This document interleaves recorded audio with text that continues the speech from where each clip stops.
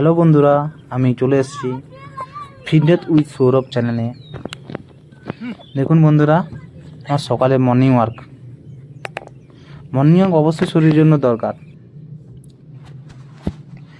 এখনকার জীবনে, প্রতিদিন জীবনে যেসব রোগ জ্বালা মানুষের জীবনে আসছে তো ঘটেই যাচ্ছে, কিন্তু শরীরকে ফিট রাখার জন্য সকালে মর্নিং ওয়াক অবশ্যই দরকার।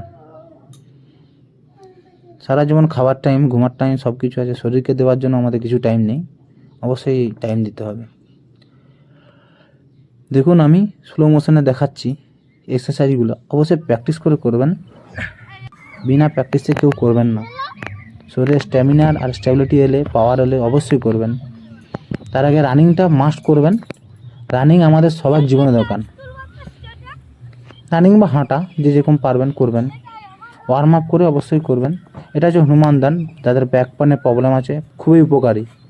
এই 10টা থেকে 20টা হনুমান দান দেওয়া যায়, খুবই উপকারী। এটা পায়ের স্ট্রেচিং, পায়ের জন্য খুবই উপকারী, কিন্তু সবাই করতে পারবেন না, হয়তো দেখে শুনে করবেন। শরীরে যাদের প্র্যাকটিস নেই অবশ্যই এটা তাদের জন্য প্রবলেম হবে, না হলে প্রচুর উপকারী এটা। পায়ের ফুল স্ট্রেচিং যাকে বলে। আমিও চেষ্টা করছি, বেশি দিন হয়নি, অনেক দিন বন্ধ হয়ে গিয়েছিল।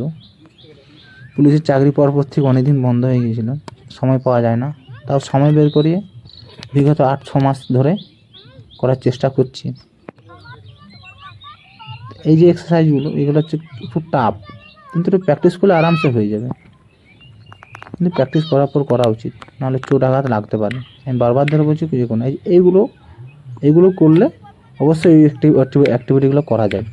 এগুলো হচ্ছে পায়ের স্ট্রেচিংটা অবশ্যই করতে হবে। স্ট্রেচিংটা করলে অবশ্যই কষ্ট দিয়ে করতে হবে, তাড়াতাড়ি করলে হবে না। মিনিমাম 20টা করে 3বার স্টেপ করতে হবে। আর কারো যদি পছন্দ হয়ে থাকে, আমার এই ইউটিউব চ্যানেলটা প্লিজ সাবস্ক্রাইব করবেন, আর বেল আইকন দেওয়াতে ভুলবেন না। কোনো কিছু ভুল ত্রুটি থাকলে কমেন্ট বক্সে জানাবেন, সংশোধন করার চেষ্টা করবো। আরও কিছু নতুন দেখানোর চেষ্টা করব। অবশ্যই নতুন তো নিয়ে আসবোই, চেষ্টা করেই যাচ্ছি, চেষ্টার কোনো শেষ নেই। বাই বাই বন্ধুরা।